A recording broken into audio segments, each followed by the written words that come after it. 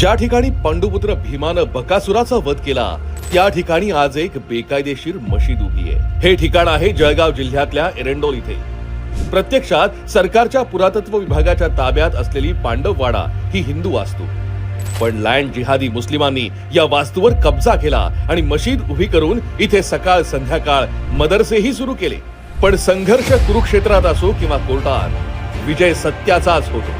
नुकताच सुप्रीम कोर्टानं पांडववाडा या हिंदू वास्तूवर मुस्लिमांचं अतिक्रमण बेकायदेशीर असून वास्तूच्या चाव्या नगर परिषदेच्या ताब्यात असतील या आपल्या पूर्वीच्या निकालाचा पुनरुच्चार केला। पांडववाडा संघर्ष समितीचा लढा आणि हिंदूंनी दाखवलेल्या एकतेमुळे या ठिकाणी होणारं नमाज पठण बंद तर झालंय, पण हिंदूंनो, जोपर्यंत पांडववाडा मंदिरात पुन्हा पूजा अर्चना सुरू होत नाही तोपर्यंत आपल्याला आपली जात पात विसरून एकजुटीनं हा संघर्ष असा सुरू ठेवावा लागेल।